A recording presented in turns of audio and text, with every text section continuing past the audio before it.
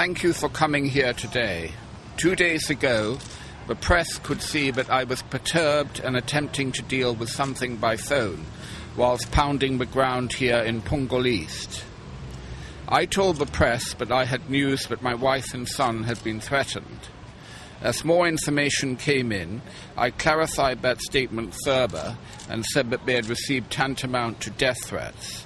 I used that phrase because the wording of the threats was too awful for me to say aloud, and I'm sorry but I cannot be more precise.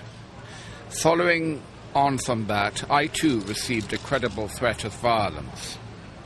The police are now investigating this, and they are taking it very seriously.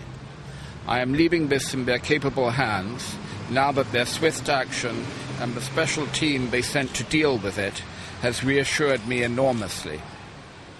There is a separate incidence of online harassment. Once word of the threats broke, a global online news portal, Singapore branch, took it upon themselves to do some independent research. Yesterday, they posted a report in which they had carefully cherry-picked some aspects in order to trivialize this situation and use my child in order to present me in as damaging a way as possible.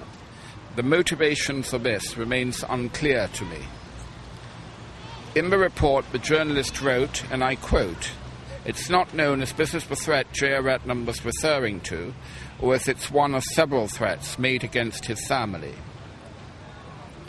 No, it was not known, and they were wholly wrong.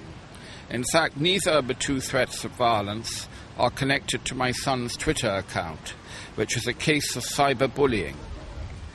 Whilst the motivation was unclear, the effect was immediate. The resulting attention attracted by that report, which originally contained an embedded hyperlink to my son's Facebook profile, resulted in an escalation of the original harassment. In London, my son's school reacted swiftly, appropriately and caringly to ensure that his online privacy and that of the children linked to his accounts were suitably protected. The school has a cyberbullying code, as do all schools in the UK, and has a regular session to make children and the parents aware of the importance of staying safe online. Here in Singapore, we are slightly lagging behind with these protections and clear-cut guidance.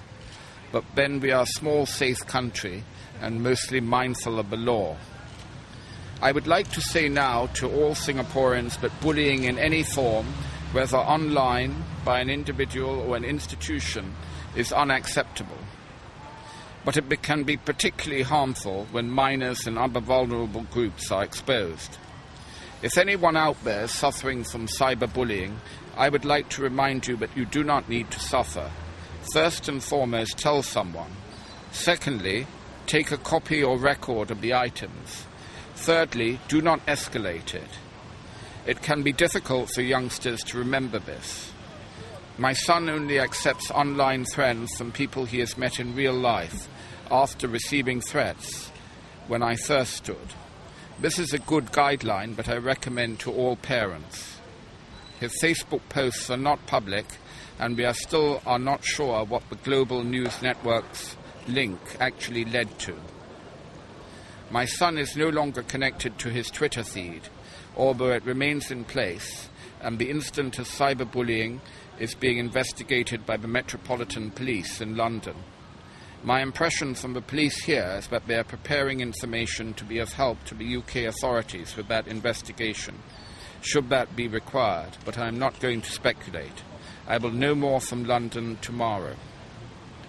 I would like to thank all of the well-meaning people who sent supportive messages to my son.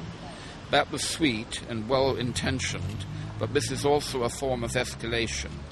To the people who resent the harassing tweets directly at my son, and to the global news network who published a further and new threat on the web, I have nothing to say. The most helpful thing everyone can do for us now is put a very firm lid on this, respect my son's need for privacy, and allow the police to do their job. I would also like to ask you to stop speculating online that this is the work of the WP, there's no basis for believing that. Finally, at no time during my campaign on the ground, anywhere in Singapore, have I ever met a person who wished me harm. The residents here have never treated me as anything more than a welcome figure in their midst. This is the Singapore I know and believe in. Now I have a campaign to get on with, so if you don't mind, I'll finish there.